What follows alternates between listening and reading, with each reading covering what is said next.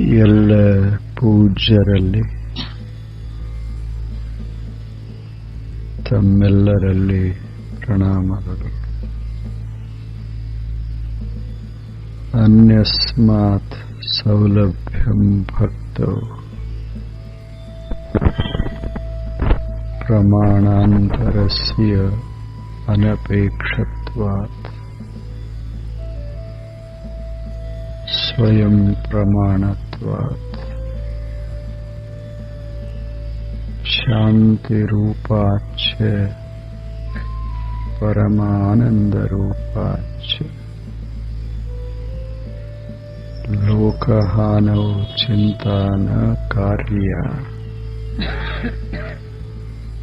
ನಿವೇದಿತ ಆತ್ಮ ಲೋಕ ವೇದಶೀಲತ್ವಾತ್. ಇವು ಭಕ್ತಿಯ ಸೂತ್ರಗಳು.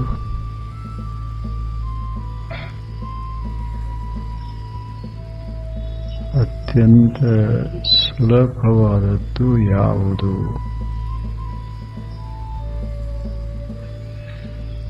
ಜೀವನವನ್ನ ಮಧುರಗೊಳಿಸುವ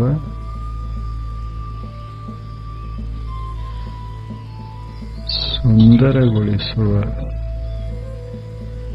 ಅತ್ಯಂತ ಶ್ರೀಮಂತಗೊಳಿಸುವ ಸಾಧನೆ ಯಾವುದು? ಇದು ಪ್ರಶ್ನೆ.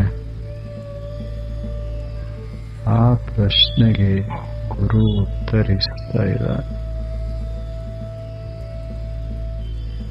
ಮನುಷ್ಯನಿಗೆ ಸರಳ ಆಗಿರೋದು ಹಿಡಿಸ್ತದೆ,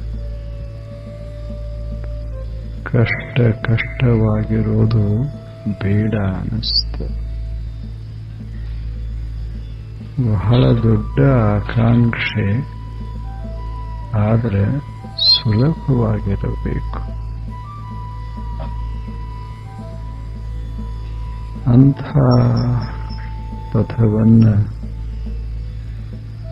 ಅಂಥ ವಿಧಾನವನ್ನು ಮನುಷ್ಯ ಬಯಸ್ತಾರೆ. ಇಲ್ಲದಾವಲ್ಲ ಹೂಗಳದಾವ, ಇದನ್ನ ಅನುಭವಿಸೋದಕ್ಕೆ ಏನೂ ಬೇಕಿಲ್ಲ. ಗುರು ಹೇಳ್ತಾ ಇದ್ದಾನೆ, ಅನುಭವ ಇದು ಬಹಳ ಸುಲಭವೇ. ಇದಕ್ಕಿಂತ ಸುಲಭ ಯಾವುದದ? ಜ್ಞಾನವನ್ನ ಮಾಡಿಕೊಳ್ಳೋದು ಕಷ್ಟ, ಆದ್ರೆ ಅನುಭವಿಸೋದು ಬಹಳ ಸುಲಭ. ಇವುಗಳನ್ನು ಅನುಭವಿಸೋದಕ್ಕೆ ನಾವೇನು ಬಹಳ ಒಂದು 10-20 ವರ್ಷ ಕಲಿಬೇಕಾಗ್ತದೆ.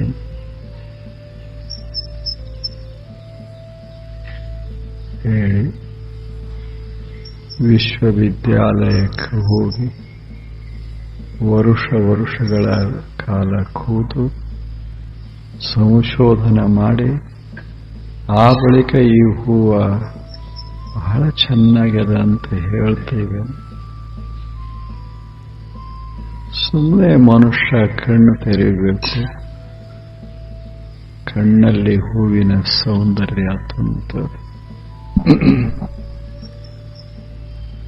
ಮನಸ್ಸೊಂದು ಸುಂದರವಾಗಿದ್ದರೆ, ಭಾವ ಮಧುರವಾಗಿದ್ದರೆ ತತ್ಕ್ಷಣ ಆನಂದ ಅನುಭವ ಉಂಟಾಗಿ.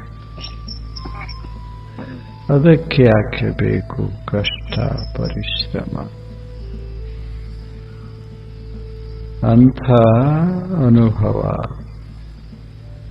ಆದ್ದರಿಂದ ಗುರು ಅಂತಾರೆ, ಸುಲಭ, ಇದು ಅತ್ಯಂತ ಸುಲಭವಾದದ್ದೇ.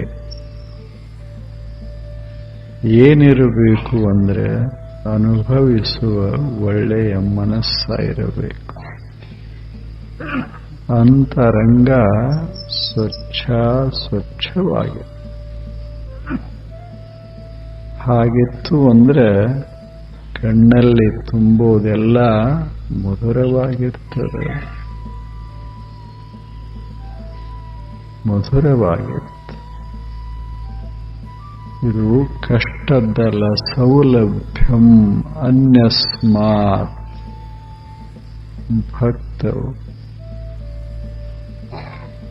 ಭಕ್ತವು ಅನ್ಯಸ್ಮಾತ್ ಸೌಲಭ್ಯಂ. ತೆಗೆದುಕೋ, ಯಾವುದೇ ವಿಧಾನವನ್ನ ತೆಗೆದುಕೋ, ಇದರಷ್ಟು ಸುಲಭ ಯಾವುದೂ ಇಲ್ಲ. ಅನೇಕ ಮಾರ್ಗಗಳು ಅದಾವ, ಅನೇಕ ಧರ್ಮಗಳು ಅದಾವ.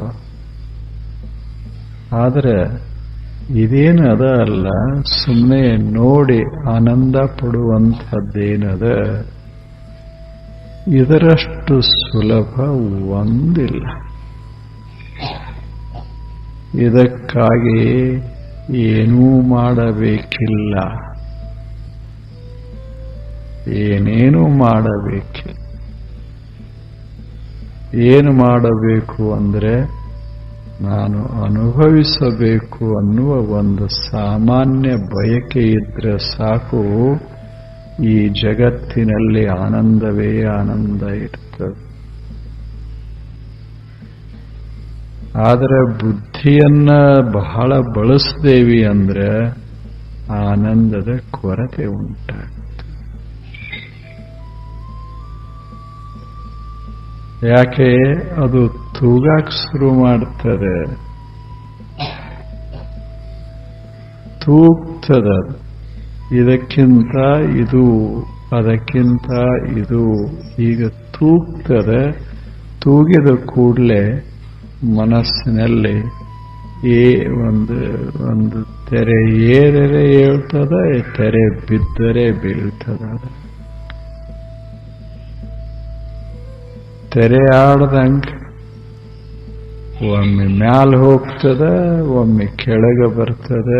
ಏರಿಳಿತಗಳು ಗೊತ್ತಾಗ್ತವ. ಅಲ್ಲಿಂದ ತನ್ನದು ಅನ್ಯರದು ಅನ್ನುವ ಭಾವ ಶುರುವಾಗ್ತದೆ. ಇವು ಎರಡದಾವಲ್ಲ, ಇವೇ ಜಗತ್ತನ್ನ ಕಂಗಾಲಗೊಳಿಸಿದ್ದು. ಭೇದ ಭೇದ ಭೇದ ಮಾಡ್ತೇವೆ. ಇದು ಬೇರೆ, ಅದು ಬೇರೆ. ಇದು ತಲೆಯ ಕೆಲಸ. ಅನುಭವಿಸೋದಕ್ಕೆ ಏನದ? ಗುಡಿಸ್ಲ ಸಾಕು, ಅರಮನೆ ಆಗ್ತವೆ. ತಲೆ ಬಂತು ಅಂದ್ರೆ ಒಂದು ಮಹಲ ಸಹಿತ ಸಂತೋಷ ಕೊಡೋದಿಲ್ಲ. ಆ ಮನುಷ್ಯನಿಗೆ ಏನು ಕಾಣಿಸ್ತಾವ? ನಮ್ಮ ಅರಮನೆ, ಇನ್ನೊಬ್ಬರ ಅರಮನೆ, ಇವು ಹೊಂದಿ ಹೊಂದಿ ಕಾಣಕ್ ಶುರುವಾಗ್ತಾವ. ಇಲ್ಲಿರೋದು ಅಲ್ಲಿರೋದಿಲ್ಲ, ಅಲ್ಲಿರೋದು ಇಲ್ಲಿರೋದಿಲ್ಲ. ಇಬ್ರು ಅಸಂತೋಷಿಗಳಿರ್ತಾರ. ನೋಡಬೇಕು. ಇಷ್ಟು ವೃಕ್ಷಗಳದಾವ, ಸುಮ್ಮನೆ ನೋಡೋದು. ಯಾವ ವೃಕ್ಷ ತಗೊಂಡು ಏನು ಮಾಡೋದು? ಕಣ್ಣಿಗೆ ಅಂದದ ಇಲ್ಲ. ಇದು ನಮ್ಮ ವೃಕ್ಷ, ಇದು ನಿಮ್ಮ ವೃಕ್ಷ, ಇದು ಪವಿತ್ರ, ಇದು ಅಪವಿತ್ರ ಅಂತ ಎಲ್ಲಿದೆ ಹೇಳಿ? ಮೇಲೆ ಕೆಳಗೆ ಅಂತ ಎಲ್ಲಿದೆ? ಸುಂದರವಾದಂಥ ಅದ್ಭುತವಾದ ವಿಶ್ವದೊಳಗೆ ಮನುಷ್ಯನೇ ನೀನು ಅನುಭವಿಯಾಗೋದಕ್ಕೆ ಒಂದೀಟು ಕೆಲಸ ಮಾಡಬೇಕಾಗಿಲ್ಲ. ಅನುಭವಿಯಾಗದೇ ಇರೋದು ಯಾಕೆ ಅಂದ್ರೆ ನೀನು ಬಹಳ ಕೆಲಸ ಮಾಡ್ತಿ. ಅದಕ್ಕೆ ಹಿಂಗಾಗ್ತದೆ. ಸುಮ್ಮನೆ ಕಣ್ಣು ಬಿಡು, ಸುಮ್ಮನೆ ಒಂದಿಷ್ಟು ಕಿವಿಗಳನ್ನ ತೆರೆದಿಡು. ಬರೇ ಇಷ್ಟ ಮಾಡಿದ್ರಾಗುವುದಿಲ್ಲ. ಎದಿ ಒಂದಿಷ್ಟು ಸ್ವಚ್ಛ ಇರಬೇಕಷ್ಟೆ. ಮಧುರ ಹೂಗಳನ್ನ ಕಣ್ಣಲ್ಲಿ ಹಾಕ್ಕೊಳ್ಳೋದು ಮಹತ್ವದ್ದಲ್ಲ, ಎದೆಯೊಳಗೆ ಹಾಕ್ಕೊಳ್ಳೋದು ಬಹಳ ಮಹತ್ವ.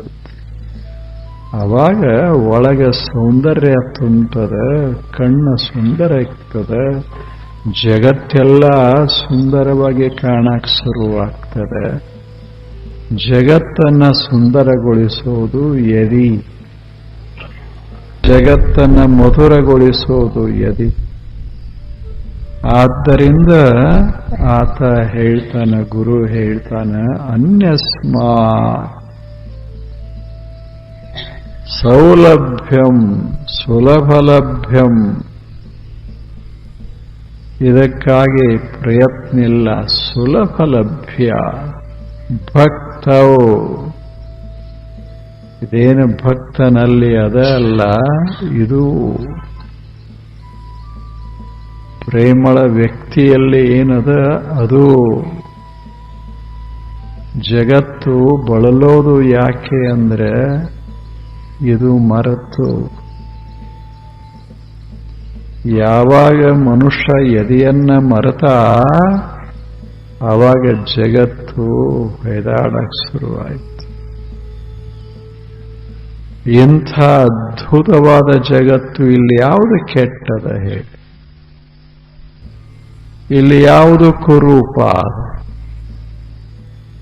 ಏನು ಬೆಳಕ, ಏನು ಬಣ್ಣಗಳು, ಏನು ನಾದಗಳು, ಎಷ್ಟು ಬಗೆಯ ರಾಗಗಳು. ಜಗತ್ತ್ಯಾಗದ ಎಷ್ಟು ವೈವಿಧ್ಯಪೂರ್ಣ. ಇಂಥ ಜಗತ್ತನ್ನು ನಮಗೆ ನಿರ್ಮಿಸಲಿಕ್ಕಾಗೋದಿಲ್ಲ, ವಿಶ್ವದ ಅಲ್ಲ. ಯಾವುದೋ ಒಂದು ಅದ್ಭುತವಾದಂಥ ಸಾಮರ್ಥ್ಯ, ಕಾಸ್ಮಿಕ್ ಎನರ್ಜಿ.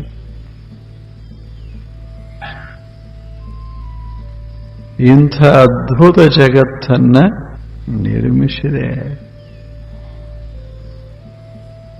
ಎದುರಿಗದ ಮರಿಗಲ್ಲ, ಇಂಥವ್ರಿಗೆ ಅದ ಇಂಥವ್ರಿಗಿಲ್ಲಂತಲ್ಲ.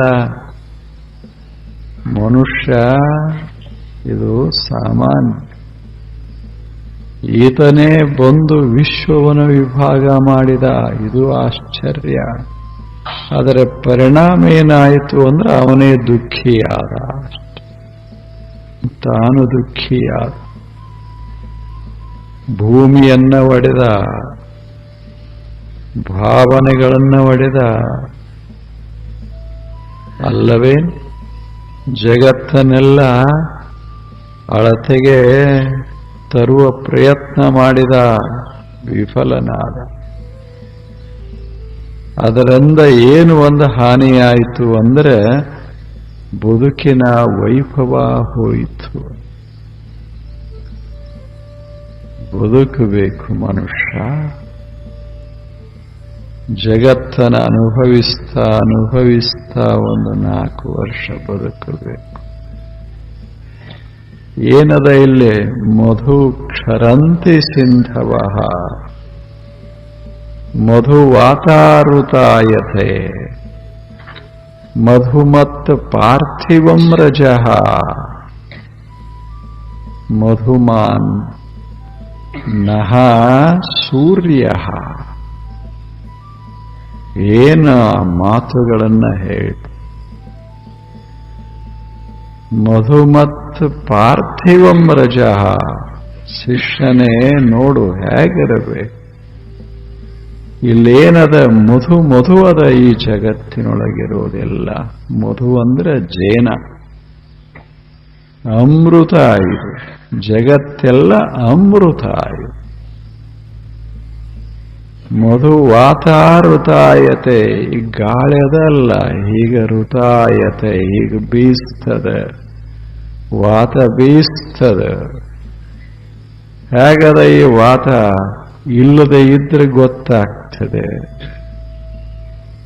ಗಾಳಿನೇ ಇಲ್ಲದೆ ಇದ್ರೆ ಅವಾಗ ಗೊತ್ತಾಗ್ತದೆ ಗಾಳಿ ಎಂಥ ವಸ್ತು ಅಂತ. ನಮಗದರ ಮಹತ್ವ ಇದೆ. ಗಾಳಿ ಹೀಗೆ ಸೂಸ್ತದ. ಯಾರ ಮನೆಯೇನು? ಯಾರ ಮನೆಯೇನು? ಎಂಥ ಮನುಷ್ಯ ಆದ್ರೇನು, ಎಂಥ ಪಕ್ಷಿ ಪ್ರಾಣಿ ಆದ್ರೇನು, ಗಾಳಿ ಸೂಸ್ತದ ಈ ಜಗತ್ತಿನಲ್ಲಿ. ಇದನ್ನು ನಾವು ಅಷ್ಟು ಸಾಮಾನ್ಯ ಅಂತ ಭಾವಿಸಿದ್ದೇವೆ.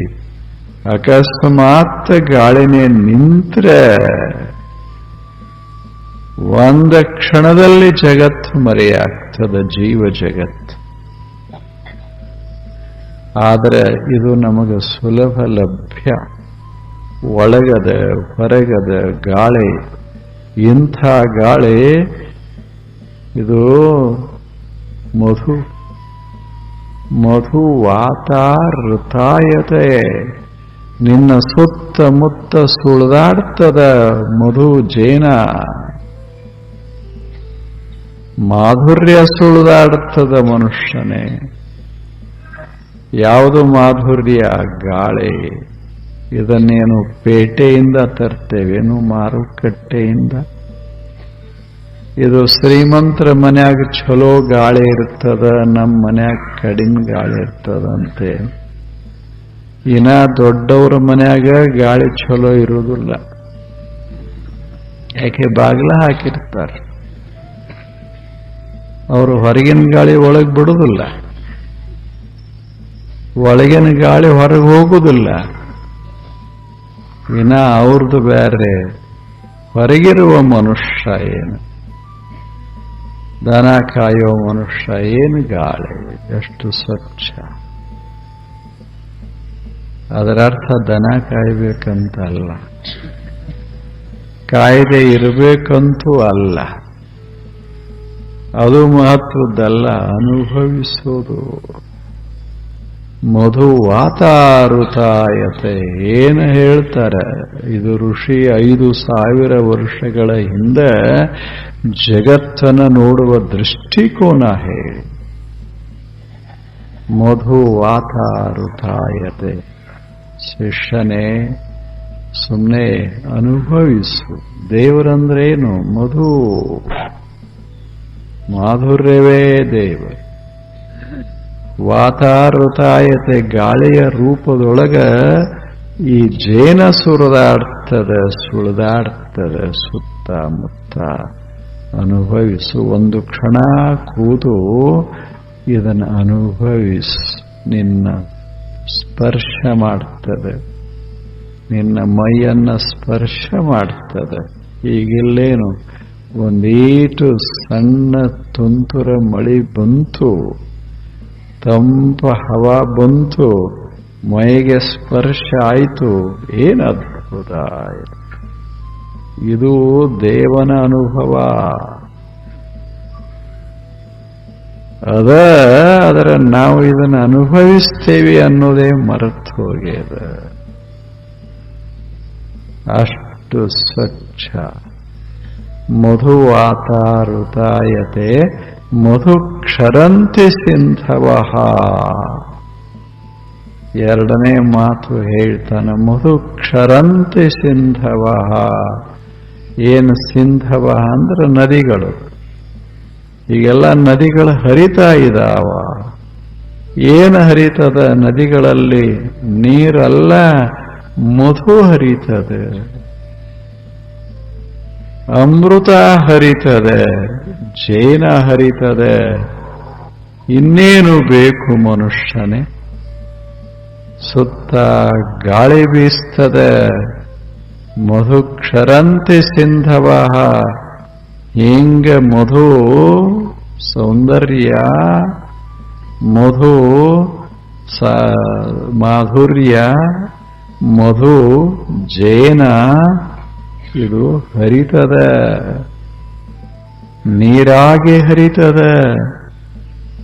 ಸುಮ್ಮನೆ ಒಂದು ಕ್ಷಣ ನದಿಗಳಲ್ಲಿ ಹಿಂಗ ಹೆಜ್ಜೆ ಹಾಕು, ಏನು ಅನುಭವ! ಒಂದು ಬೊಗಸೆ ನೀರ ಕುಡಿ, ಕಪ್ಪದಾಗಲ್ಲ, ಬೊಗಸೆ. ಅದಕ್ಕೇನು ನೀರು ಕುಡಿಯಾಕೇನು ಬಂಗಾರದ ಬಟ್ಲು ಬೇಕೇನು ಹೇಳಿ? ಅದಕ್ಕೇನು ಬಹಳ ದೊಡ್ಡ ಎಲ್ಲ ಸರಂಜಾಮ ಬೇಕೇನು ನೀರು ಕುಡಿಯಾಕ? ಏನೇನು ಬೇಕಾಗಿ ಬರೀ ಬೊಗಸ್. ಅದರೊಳಗೆ ಜಗತ್ತು, ವಿಶ್ವದ ನೇಚರ್ ಅದೇನು ಮಾಡ್ತದೆ? ಒಂದಿಷ್ಟು ಅಮೃತವನ್ನ ಇಡ್ತದೆ. ಮನುಷ್ಯನೇ ಕುಡಿ. ಅವಾಗ ಗುರು ಹೇಳ್ತಾನ, ನಿನಗೆ ಯಾಕೆ ಇದು ಸುಲಭ ಅನಿಸ್ತಾ ಇಲ್ಲ? ಇದಕ್ಕಿಂತ ಸುಲಭ ಇನ್ನು ಯಾವುದದ? ದೇವನನ್ನ ಅನುಭವಿಸೋದು ಕಷ್ಟದ್ದಲ್ಲ, ಈ ತಲೆ ಸಂಭಾಳಿಸೋದು ಬಹಳ ಕಷ್ಟದ್ದಾಗೆ. ತಲೆಯನ್ನ ಸಮಾಧಾನ ಮಾಡೋದಾಗೋದಿಲ್ಲ. ಈಗೆಲ್ಲ ಜಗತ್ತಿನಲ್ಲಿ ಭೇದ ಎಲ್ಲದ, ಶಾಣ್ಯಾರಂತ ಏನು ಹೇಳ್ತೇವಲ್ಲ ಅವ್ರದ ಗದ್ದಲ ಬಹಳ ಈ ಜಗತ್ತಿನಲ್ಲಿ. ಏನು ಅದಾರ ಭಾವನಾತ್ಮಕ ಜನ ಅದಾರ, ತಣ್ಣಗದಾರ, ಯಾವುದಿಲ್ಲ ಗದ್ದಲ. ಇವರು ಬುದ್ಧಿವಂತರು, ಬಹಳ ಬಹಳ ಅದ್ಭುತ ಕೆಲಸ ಮಾಡ್ಯಾರ. ಎಲ್ಲ ಒಡೆದು ಕ್ಲಾಸಿಫಿಕೇಶನ್, ಪ್ರತಿಯೊಂದು ಕ್ಲಾಸಿಫಿಕೇಶನ್. ನೀರ ಇದರೊಳಗೆ ಕ್ಲಾಸಿಫೈ ಮಾಡೋದೇನದ? What are the contents of the water? What are the contents of water? 2 atoms of hydrogen, 1 atom of oxygen. ಹಿಂಗಂದ್ರೆ ಏನು ಅನುಭವ ಆಗ್ತದೆ? ತಿಳ್ಕೋಬೇಕು, ತಿಳ್ಕೋಬಾರ್ದಂತಲ್ಲ. ಇನ್ನೇನು ಆಕ್ಸಿಜನ್ ಕುಡಿಯೋದ? ಏನು ಹೈಡ್ರೋಜನ್ ಕುಡಿಯೋದ? ಸ್ನಾನ ಏನು ಆಕ್ಸಿಜನ್ದಾಗ ಸ್ನಾನ ಮಾಡೋದ? ಹೇಳಿ. ಕ್ಷರಂತೆ ಸಿಂಧವ, ಇದನ್ನ ತಿಳ್ಕೊಳ್ಳಾಗ ಒಂದು ಬೇರೆ, ಅನುಭವಿಸಾಗ ನಾವು ನೀರಂತ ಅನುಭವಿಸಬೇಕಾಗ್ತದೆ. ನಮ್ಮ ಸಲುವಾಗಿ ನೀರದು. ಕ್ಷರಂತೆ ಸಿಂಧವ, ಹಿಂಗ್ ಮತ್ತು ನೀರು ಹೆಂಗ್ ಹರಿತದ? ಸಿಂಧವ ವಿಶಾಲ ಪ್ರವಾಹವಾಗಿ ಹರಿತದ. ಮಧು ಮತ್ತು ಪಾರ್ಥಿವಂ ರಜಃ, ಮತ್ತಿದೇನು ಧೂಳ ಅಂತದಲ್ಲ, ರಜಾ.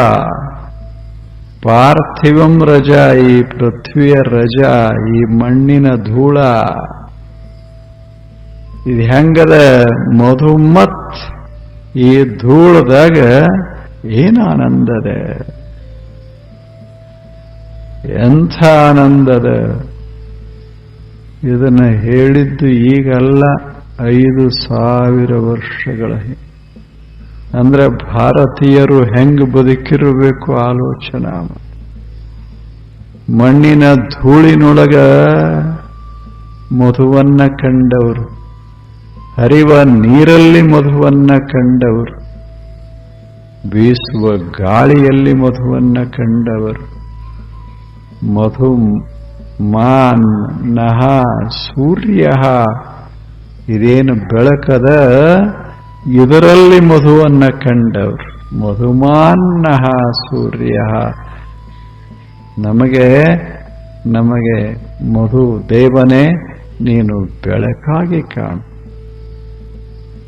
ನೀನು ಹೊಳೆಯಾಗಿ ಹರಿ, ನೀನು ಗಾಳಿಯಾಗಿ ಬೀಸು.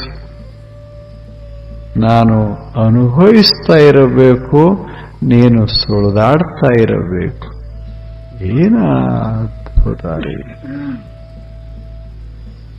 ಆದ್ದರಿಂದ ಶಿಷ್ಯರಿಗೆ ಗುರು ಹೇಳ್ತಾನೆ, ಸೌಲಭ್ಯಂ ಭಕ್ತೋ, ಯದಿ ಒಂದು ಚಲೋ ಮಾಡ್ಕೋ, ನಿನಗೆಲ್ಲ ಸುಲಭವೇ, ಎಲ್ಲವೂ ಸುಲಭವೇ. ಆ ಪ್ರೇಮ ಅಂತ ಅದಲ್ಲ, ಅದು ಸಹಿತ ಕಷ್ಟದ್ದಲ್ಲ. ಯಾಕೆ? ಅದನ್ನೇನು ಪಡಿಬೇಕಾಗಿಲ್ಲ, ತರಬೇಕಾಗಿಲ್ಲ, ಅದು ಅದ. ಉಳಿದು ಎಲ್ಲ ತರಬೇಕಾಗ್ತದೆ. ಮನೆಗೆ ಹೊರಗಿನ ರೊಕ್ಕ ತರಬೇಕಾಗ್ತದೆ, ಇಲ್ಲೇ ಮತ್ತೆ ಏನಾದರೂ ಗಳಿಸಬೇಕಾದರೂ ಹೊರಗಿಂದೇ ತರಬೇಕಾಗ್ತದೆ. ಆದರೆ ಭಾವ ಅಂತದಲ್ಲ, ಅದನ್ನ ತರೋ ಪ್ರಶ್ನೆಲ್ಲ ಒಳಗ ಅದೇ ಮನುಷ್ಯ. ಭಾವರಹಿತ ಆಯ್ತೋ ಮನುಷ್ಯನಲ್ಲ, ಭಾವ ಸಹಿತ ಆತೋ ಅನುಭಾವಿ. ಹಾಗಿರಬೇಕು ಮನುಷ್ಯ.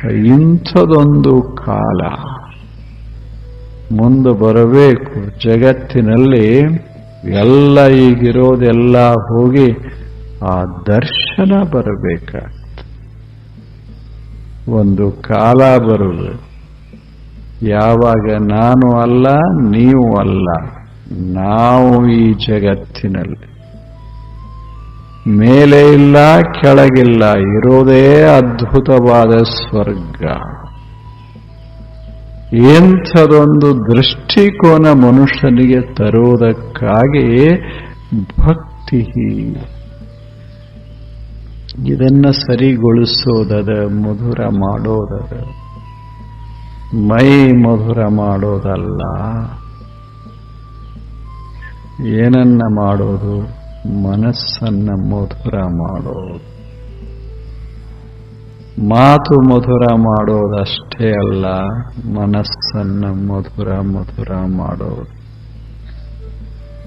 ಇಂಥ ಮಾಧುರ್ಯ ಅಥವಾ ಭಾವ ಸದ್ಭಾವ ಅಂತ ಇದಕ್ಕೆ ನಾವು ಕರೀತೇವಲ್ಲ, ಸದ್ಭಾವ. ಇದು ಸತ್ಯದ ಭಾವ. ಇದು ಪವಿತ್ರವಾದ ದಿವ್ಯವಾದ ಭಾವ. ಇಂಥ ಭಾವ ಅದ ಅಂತ ನಾವೇನು ಪ್ರಮಾಣ ಕೊಡಬೇಕಾಗಿಲ್ಲ. ಪ್ರಮಾಣಾಂತರಸ್ಯ ಅನಪೇಕ್ಷತ್ವ ಸ್ವಯಂ ಪ್ರಮಾಣತ್ವ. ಇದದ ಅಂತ ಈಗ ಜಗತ್ತದ ಅಂತ ಹೇಳಾಕೇನು ಪ್ರಮಾಣ ಬೇಕೇನು? ಹೇಳಿ. ಇದು ಜಗತ್ತು ಈಗೇನು ಕಾಣಿಸ್ತದ, ಇದು ಪ್ರತ್ಯಕ್ಷ ಕಾಣುವಂಥ ಇದು ಜಗತ್ತು ಅದ ಅಂತ ಹೇಳಾಕೇನು ಪ್ರಮಾಣ ಬೇಕಿಲ್ಲ. ಯಾವುದು ಕಣ್ಣಿನ ಆಚೆಗೆ ಇರ್ತದೆ ಅದಕ್ಕೆ ಪ್ರಮಾಣ ಬೇಕಾಗ್ತದೆ. ಅದನ್ನು ಅದ ಅಂತ ಸಿದ್ಧ ಮಾಡಬೇಕಾಗ್ತದೆ. ಆದರೆ ಯಾವುದು ಕಣ್ಣಿಗೆ ಪ್ರತ್ಯಕ್ಷ ಗೋಚರ ಆಗ್ತಿರ್ತದೆ ಅದು ಅದ ಅಂತ ಸಿದ್ಧ ಮಾಡಬೇಕಾಗಿಲ್ಲ. ಯಾಕೆ? ಅನುಭವಿಸ್ತಾ ಇದೆ.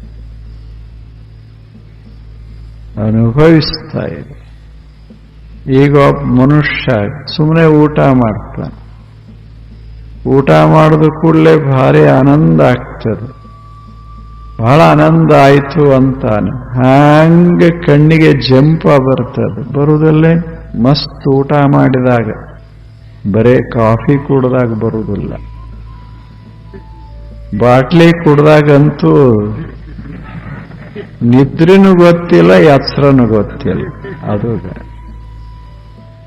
ಮನುಷ್ಯ ಹಸಿದಿರಬೇಕು, ಮಸ್ತಾಗಿ ಈಗ ಶ್ರಾವಣದ ಊಟ ಮಾಡಿರಬೇಕು.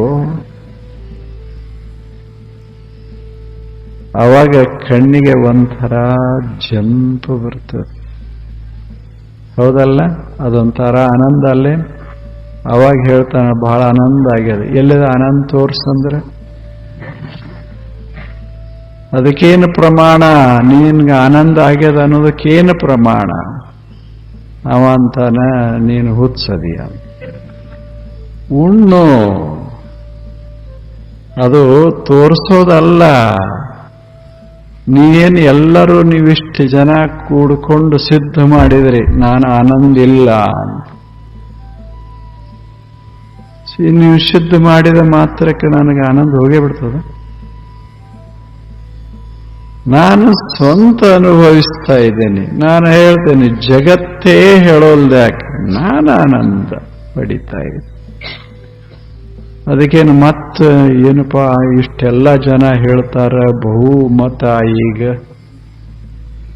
ಆದ್ದರಿಂದ ಬಹುತೇಕ ನಾನು ಆನಂದ ಇಲ್ಲ. ಹಿಂಗಾಗ್ತದೆ.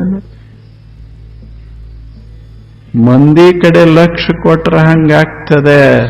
ನಮ್ಮ ಕಡೆ ನಾವು ಲಕ್ಷ ಕೊಟ್ಟು ಬಿಟ್ರೆ ನಾವು ಸಂತೋಷವನ್ನು ಸಿದ್ಧ ಮಾಡೋದಲ್ಲ, ಇನ್ನ ತಲೆ ಸಿದ್ಧ ಮಾಡು. ನಿನಗೆ ಗೊತ್ತದ ಇಲ್ಲ ಹೇಳು, ನೀನು ಬುದ್ಧಿವಂತ ಅದ ಇಲ್ಲ, ಇದನ್ನು ನಾನು ಸಿದ್ಧ ಮಾಡಿ ಕೊಡಬೇಕಾಗ್ತದೆ.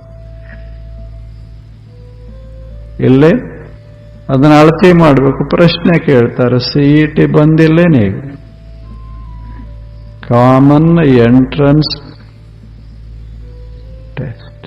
ಎಲ್ಲರನ್ನೂ ನಾವೆಲ್ಲರೂ ನಪಾಸಾಗವ್ರೆ, ನಮ್ಗೆಲ್ಲ ಎಲ್ಲಿ ಗೊತ್ತದು. ಅವರು ಪ್ರಶ್ನೆ ಕೇಳ್ತಾರೆ, ವಿಜಾಪುರದಾಗ ಇಂಥ ಮನ್ಯಾಗ ಯಾರದಾರ, ನಮಗೆ ತಗೊಂಡೇನ್ ಮಾಡೋದು? ಯಾರ ಮನ್ಯಾಗ ಯಾರು ತಗೊಂಡೇನ್ ಮಾಡೋದು? ಆದ್ರೆ ಇದನ್ನ ಬರೆಯದೇ ಇದ್ರೆ ನಾವು ನಪಾಸ್. ಎಷ್ಟು ಮಜಾ ಅದ. ನಮಗೆ ಇವೆಲ್ಲ ತಗೊಂಡೇನು ಮಾಡೋದು? ಯಾರಿಗೇನು ಗೊತ್ತದ? ಈಗ ಈ ಹುಡುಗರಿಗೆ ಏನೇನು ಗೊತ್ತದ ಅಟ್ ನಮ್ಗೆ ಯಾರಿಗ್ ಗೊತ್ತಿಲ್ಲ. ಮತ್ತು ಗೊತ್ತಿದ್ದರೆ ಅವ್ರು ಏನ್ ಮಾಡ್ತಾರೆ? ಏನೂ ಇಲ್ಲ, ಬದುಕೋದಿಲ್ಲ. ಅದು ಅಳತೆ ಮಾಡ್ತಾರ. ಬುದ್ಧಿವಂತ ಅದಾನ ಇಲ್ಲ ಅನ್ನೋದನ್ನ ಪ್ರಮಾಣಿಸಿ ಹೇಳಬೇಕಾಗ್ತದೆ. ಅದಕ್ಕಾಗಿ ಪ್ರಮಾಣಗಳ ಬೇಕಾಗ್ತವ, ಆಧಾರಗಳ ಬೇಕಾಗ್ತವ. ಆದರೆ ಅನುಭವಿಸೋದಕ್ಕೆ ನನಗೆ ಆನಂದ ಆಗ್ಯದ, ಇದನ್ನ ಸಿದ್ಧ ಮಾಡಕ್ಕೆ ಆಧಾರ ಬೇಕೇ, ಪುರಾವೆ ಬೇಕೇನು? ಇದಕ್ಕೆ ಎಲ್ಲಿಂದ ತರೋದು ಪುರಾವೆ? ನನಗೆ ಗೊತ್ತದೆ. ನಾನು ಇಲ್ಲೇ ಎಷ್ಟು ಚೆನ್ನಾಗಿ. ಹಾಗ ಈಗ ನಾನು ಅದೇನಿ, ನಾನು ಇದ್ದೇನೆ, ನಾನೇನು ಸತ್ತಿಲ್ಲ, ಅದೇನು. ನೀವೆಲ್ಲರೂ ಕೂಡಿ ಠರಾವ್ ಪಾಸ್ ಮಾಡಿದ್ರಿ, ಇವ ಸತ್ತಾನ, ನನಗೇನು ಮಾಡೋದು? ಮಾಡ್ಕೋರಿ ಅಂತ. ಹಂಗ ನಾವು ಮಾಡುದಲ್ಲ. ಈಗ ದೇವ್ರಿಲ್ಲ, ಅವ ದೇವರು, ಮಾಡ್ಕೋರಿ ಅಂತ. 4 ಮಂದಿ ನೀವು ಕೂಡಿ ಇಲ್ಲ ಅಂದ್ರೆ ಅದೇನು ಇರುದ? ಇಲ್ಲದಾಗೋದ ಇರೋದ ಅದ. ಜಗತ್ತಿಲ್ಲ ಅನ್ಕೋ ಅಂತ. ಏನು ಭೂಮಿ ಬಂಧನ ಇಲ್ಲ ಅಂತೀಯಲ್ಲ ಅಂತಂತದೇನು ತಕರಾರು ಮಾಡ್ತದೆ? ನೀನು ಪ್ರಮಾಣ ಕೊಡುವಂತ ನೀ ಅದೇನೋದಕ್ಕೆ ಪ್ರಮಾಣ ಏನು ಅಂತ ಕೇಳಿದರೆ ಅದು ನಗ್ತದ ಅಷ್ಟೆ. ಅದರಾಗೇನ ಎಲ್ಲದ ಬೆಳಕ ಅಂತ ಒಬ್ಬ ಕಣ್ಣು ಮುಚ್ಚಾನ, ಮನ್ಯಾಗ ಮಲ್ಕೊಂಡಾನ. ಎಂದ ಮಲ್ಕೊಂಡಾನಂದ್ರೆ ಎಂದು ಹುಟ್ಟ್ಯಾನ ಅಂದ ಮಲ್ಕೊಂಡ. ಒಳ್ಳೆ ದೊಡ್ಡ ಹಾಸಿಗೆ ಆರಾಮ್ ಮಲ್ಕೊಂಡು ಕೌದಿ ಮ್ಯಾಲ ಕೌದಿ ಹೊತ್ಕೊಂಡ. ಕೌದಿ ಅಂದ್ರೇನು? ಹಳಿ ವಿಚಾರಗಳು, ಅವಂದು, ಅವ್ರ ತಂದಿದು, ಅವ್ರದ್ದು ಅಜ್ಜಂದು, ಅವೆಲ್ಲ ಕೂಡಿಸಿರ್ತಾರ ಅದರ ಕೌದ್ಯಾಗ. ತ್ಯಾಪಿ ಹಚ್ಚಿರ್ತಾರ. ಅಂದ್ರೆ ಎಲ್ಲ ಹಳಿ ವಿಚಾರಗಳೇ. ಯಾವುದೋ ಒಂದು ಹಿಂದಕ್ಕೆ ಕೆಲವ್ರದು 100 ವರ್ಷದ ಹಿಂದಿನ ವಿಚಾರ, ಕೆಲವು 500, ಕೆಲವರು 10,000, ಕೆಲವರು 1500, ಕೆಲವರು 2000. ಹಿಂಗ ಹಳಿ ವಿಚಾರಗಳನ್ನ ತಲೆಯಾಗ ಹಾಕೊಂಡು ಮಕ್ಕೊಂಡಾನ. ಅಲ್ಲಿ ಮಕ್ಕೊಂಡು ಎಲ್ಲ ಹೊಚ್ಕೊಂಡು ಬಾಗ್ಲ ಕಿಡಿಕಿ ಎಲ್ಲ ಹಾಕೊಂಡಾನ. ಅವಾಗ ಎಬ್ಬಿಸಿದ್ರು, ಹೇಳಪ್ಪ ಸೂರ್ಯ ಹೊಂಟಾನ ಹೇಳು ಅಂತ. ಎಲ್ಲದ ಸೂರ್ಯ? ಎಲ್ಲದ ಸೂರ್ಯ? ಎಲ್ಲ ಬೆಳಕು, ಸುತ್ತಮುತ್ತ ಬೆಳಕದ ಏಳು ಅಂದ್ರು. ಎಲ್ಲದ ಬೆಳಕ? ನಾನು ಬೆಳಕ ಕಂಡ ಬಳಕ ತೆಗ್ಯಾವ ಕೌದಿ, ಇನ್ಯಾವಾಗ ತೆಗಿ? ಇವ ಕೌದಿ ತೆಗಿಲಾರ್ದೆ ಬೆಳಕು ಕಾಣುವುದಿಲ್ಲ, ಬೆಳಕು ಕಾಣಲಾರ್ದೆ ಇವ ಕೌದಿ ತೆಗಿಯೋದು. ಹೆಂಗಾದ್ರೆ ಜಗತ್ ಹೆಂಗ್ ಚಂದ. ಮೊದಲು ನಮ್ದು ಹಳೇ ಏನು ತಲೆಯಾಗ ಅದಾವ ಇವತ್ತರನ್ನೆಲ್ಲ ಸ್ವಲ್ಪ ಬದಿಗೆ ಸರಿಸಿ ಮನುಷ್ಯನೇ ಮುಕ್ತವಾಗಿ ಇಲ್ಲಿ ನೋಡು. ಇದೇ ಕ್ಷಣ ನೀನು ಅನುಭಾವಿ, ಇದೇ ಕ್ಷಣ ದಾರ್ಶನಿಕ. ಇನ್ನೊಂದು ಕ್ಷಣ ಅಲ್ಲ, 84 ಲಕ್ಷದ ನಂತರ ಅಲ್ಲ, ದೇಹ ಬಿಟ್ಟ ಬಳಿಕ ಅಲ್ಲ, ಇದೇ ಕ್ಷಣ ಅನುಭಾವ. ಪ್ರಮಾಣಾಂತರಸ್ಯ ಇಲ್ಲೇನು ಅನಪೇಕ್ಷತ್ವ. ಯಾವ ಪ್ರಮಾಣವೂ ಬೇಕಿಲ್ಲ, ಯಾವ ಪ್ರಮಾಣದ ಅಪೇಕ್ಷನೂ ಇಲ್ಲ. ಅಪೇಕ್ಷತ್ವ, ಅಪೇಕ್ಷಾ ಅದಕ್ಕೆ ಬೇಕಾಗೋದಿಲ್ಲ, ಪ್ರಮಾಣ ಬೇಕಾಗೋದಿಲ್ಲ. ಇದೆ ಅಂತ ಹೇಳೋದಕ್ಕೆ ಪ್ರಮಾಣ ಇಲ್ಲ. ಇದು ಸತ್ಯ ವಸ್ತು, ಒಂದು ಸತ್ಯ ವಿಶ್ವದಲ್ಲಿ ಇದೆ, ಸತ್ಯ ವಿಶ್ವದಲ್ಲಿ ಇದೆ. ಇದಕ್ಕೆ ಪ್ರಮಾಣ ಏನು? ಇದಕ್ಕೆ ಪ್ರಮಾಣ ಏನು? ಸತ್ಯ ಇರದೇ ಇದ್ರೆ ಇದು ಯಾವುದೂ ಇರುವುದೇ ಇಲ್ಲ. ಮತ್ತು ಸತ್ಯನೇ ಇಲ್ಲ ಆದ ಬಳಿಕ ಅಸತ್ಯರೇ ಹೆಂಗಿರ್ತದ? ಅದು ಇರೋದಿಲ್ಲ. ಇದು ಮಾತು ಅಲ್ಲ, ಅದನ್ನು ಸಿದ್ಧ ಮಾಡೋದಲ್ಲ. ಏನ್ ನಾವು ಅನುಭವಿಸ್ತೇವೆ ಅದೇ ಅದಕ್ಕೆ ಪ್ರಮಾಣ. ಇದು ಸ್ವಯಂ ಪ್ರಮಾಣತ್ವ, ಅದಕ್ಕೆ ಬೇರೆ ಪ್ರಮಾಣ ಬೇಕಿಲ್ಲ, ಅದೇ ಅದರ ಪ್ರಮಾಣ. ಸೆಲ್ಫ್ ಎವಿಡೆಂಟ್, ಅದು ಹಂಗ ಪ್ರಮಾಣ. ಅದಕ್ಕೆ ಅದ ಇಲ್ಲ ಅಂತ ಯಾರನ್ನೂ ಕೇಳಬೇಕಾಗಿಲ್ಲ. ನಾ ಅದೀನಿ ಇಲ್ಲ ಅಂತ ನಾನು ಯಾರನ್ನೂ ಕೇಳಬೇಕು. ಯಾರು ಹೇಳಿದ್ರೂ ನಾನು ಕಿವ್ಯಾಗ ಹಾಕೋಬೇಕಾಗಿಲ್ಲ. ಯಾಕೆ ನಾನು ಅದೀನಲ್ಲ, ನನಗೆ ಗೊತ್ತದ ನಾನು ಅದೀನಿ ಅಂತ. ನನಗೆ ಸಿದ್ಧ ಮಾಡಲಿಕ್ಕೆ ಬರಲಿಕ್ಕಿಲ್ಲ, ಆ ಭಾಷೆ ಗೊತ್ತಿರಲಿಕ್ಕಿಲ್ಲ, ನಾನು ಅದೀನಿ. ಹಾಗೆ ವಿಶ್ವದಲ್ಲಿ ಒಂದು ಸತ್ಯ ವಸ್ತು, ಸತ್ಯಂ ಜ್ಞಾನಂ ಅನಂತಂ ಬ್ರಹ್ಮ, ಒಂದು ಅದ್ಭುತವಾದ ಬ್ರಹ್ಮ, ಸತ್ಯ, ವಿಸ್ತಾರವಾದಂಥ ಅನಂತತ. ಸತ್ಯಂ ಜ್ಞಾನಂ ಅನಂತಂ ಬ್ರಹ್ಮ, ಅನಂತತ. ಅದರಲ್ಲಿ ನನ್ನಲ್ಲೂ ಅದ, ಆ ಸತ್ಯ ನನ್ನಲ್ಲೂ ಅದ, ಆ ಜ್ಞಾನದ ಅಂಶ ನನ್ನಲ್ಲೂ ಅದ, ಆ ಅನಂತತೆಯ ಭಾನ ನನ್ನಲ್ಲೂ ಅದ. ಆದ್ದರಿಂದ ಅದನ್ನ ಸಿದ್ಧ ಮಾಡೋದಲ್ಲ, ಸ್ವಯಂ ಪ್ರಮಾಣತ್ವ. ಅದು ಸ್ವಯಂ ಪ್ರಮಾಣ ಇಲ್ಲ, ಇದು ಸ್ವಯಂ ಪ್ರಮಾಣ. ಯಾರನ್ನೂ ನೀವು ನಾವು ಕೇಳಕ್ ಹೋಗಬಾರ್ದು. ನಾವು ಹೆಂಗದೇವಿ ಅಂತ ಯಾರನ್ನೂ ಕೇಳಬಾರ್ದು. ನಾವು ಹೆಂಗದೇವಿ ನಮಗೆ ಗೊತ್ತಿಲ್ಲ. ನಾನು ಚೆನ್ನಾಗದೇನಿ ಅಂತ ಗೊತ್ತಿಲ್ಲ. ಯಾರೇ ಸಿದ್ಧ ಮಾಡಬೇಕೆ? ಜಗಳ ಮಾಡಿ ನಾನು ಸಿದ್ಧ ಮಾಡಕ್ ಹೋದೆ ಅಂದ್ರೆ ನನಗೆ ಭರವಸೆ ಇಲ್ಲ ಅಂತ ಅದರ ಅರ್ಥ. ಸುಮ್ಮನೆ ನಕ್ಕು ಬಿಡೋದಷ್ಟೆ. ಜಗತ್ನಲ್ಲಿ ಏನದ ಅದ. ನಾಸತೋ ವಿದ್ಯತೆ ಭಾವ, ನ ಅಭಾವ ವಿದ್ಯತೆ ಸತಃ.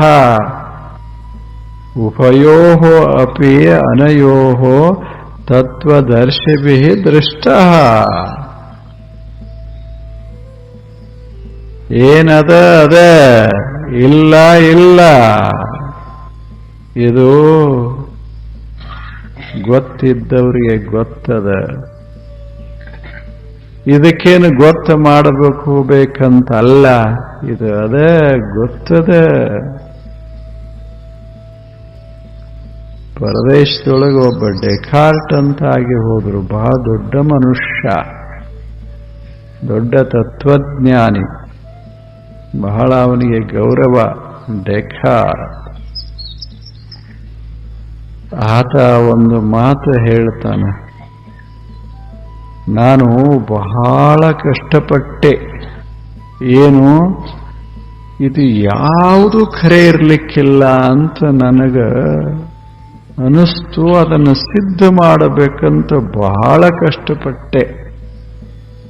ಕೊನೆಗೆ ಎಲ್ಲ ಸಿದ್ಧ ಮಾಡದೆ. There is no world apart from me. ಸಿದ್ಧ ಮಾಡದೆ. ದೇರ್ ಆರ್ ನೋ ಪೀಪಲ್, ಇದನ್ನೂ ಸಿದ್ಧ ಮಾಡಿಬಿಟ್ಟೆ. ಆದರೆ ಒಂದು ಕಷ್ಟ ಆತು ನನಗೆ. ಏನು ಅಂದರೆ, ನಾನದಿನಲ್ಲ, ಇದನ್ನು ಇಲ್ಲ ಮಾಡೋದು ಹೇಗೆ ಗೊತ್ತಾಗ್ಲಿಲ್ಲ. ನಾನು ಅದೀನಿ ಅನ್ನೋದನ್ನ ಇಲ್ಲ ಮಾಡಿ ಬಿಟ್ರೆ ಈ ಪ್ರಶ್ನೆ ಕೇಳೋರು ಯಾರು? ಇಲ್ಲ. ಅದಕ್ಕೆ ಅವ ಅಂದ, I doubt, therefore I do exist. ಈಗ ನನಗೆ ಸಂಶಯ ಬರ್ತದಲ್ಲ, ಇದ ತೋರಿಸ್ತದ ನಾ ಅದೀನಿ. ಎಷ್ಟು ಚಂದಿಲ್ಲ.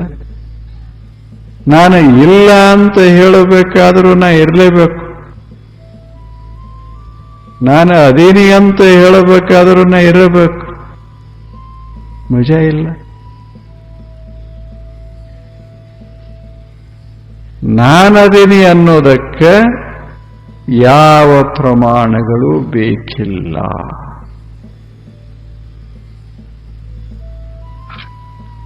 ಹಾಗೆ ಗುರು ಹೇಳ್ತಾರೆ, ನಾನು ಆನಂದವಾಗಿದ್ದೀನಿ ಅನ್ನೋದಕ್ಕೆ ಇನ್ಯಾರನ್ನು ಕೇಳೋದದ? ಇದೊಂದು ಭಕ್ತಿ, ಅದನ್ನು ಅನುಭವಿಸ್ತಾ ಇದ್ದೇನೆ. ಇದೊಂದು ಪ್ರೇಮ, ಅಮೃತ, ರಸಾಯನ, ಇದನ್ನು ನಾನು ಅನುಭವಿಸ್ತಾ ಇದ್ದೇನೆ ಅನ್ನೋದಕ್ಕೆ ಯಾರ ಪ್ರಮಾಣವೂ ಬೇಕಿಲ್ಲ, ಯಾವ ಪ್ರಮಾಣವೂ ಬೇಕಿಲ್ಲ. ಇದು ಅನುಭವ ಪ್ರಮಾಣ, ಇದು ಸ್ವಯಂ ಪ್ರಮಾಣತ್ವ. ಮತ್ತೆ ಹೆಂಗದ? ಶಾಂತಿ ರೂಪ, ಪರಮ ಆನಂದ ರೂಪ. ಈ ಭಕ್ತಿ ಅನ್ನೋದು ನಾವು ತಿಳ್ಕೊಂಡು ಭಕ್ತಿಗಳೆಲ್ಲ ಹೋಗ್ಯಾವೀಗ, ನಿಮ್ಗೆ ಗೊತ್ತಾಗ್ಯದ. ಆ ಭಕ್ತಿ ಕ್ಷೇತ್ರ ಬೇರೆ, ಇಲ್ಲಿ ನಡೀತಾ ಇರುವ ಭಕ್ತಿಯ ಕ್ಷೇತ್ರವೇ ಬೇರೆ. ಇದು ಭಕ್ತಿಯ ಪರಮಾಚಾರ. ಶಾಂತಿ ರೂಪ ಭಕ್ತಿ ಹೆಂಗ್ ವ್ಯಕ್ತ ಆಗ್ತದೆ? ಶಾಂತಿಯ ರೂಪದಲ್ಲಿ ವ್ಯಕ್ತ ಆಗ್ತದೆ. ಪರಮ ಆನಂದ ರೂಪದಲ್ಲಿ ವ್ಯಕ್ತ ಆಗ್ತದೆ. ಆನಂದ ಪ್ರೇಮ ಬಿಟ್ರೆ, ಭಕ್ತಿ ಅನ್ನುವ ಭಾವ ಬಿಟ್ರೆ, ಸದ್ಭಾವ ಬಿಟ್ರೆ ಆನಂದಿಲ್ಲ. ಸದ್ಭಾವ ಬಿಟ್ರೆ ಶಾಂತಿ ಇಲ್ಲ. ಶಾಂತಿ ಅನ್ನೋದು ಸದ್ಭಾವದ ಒಂದು ರೂಪ.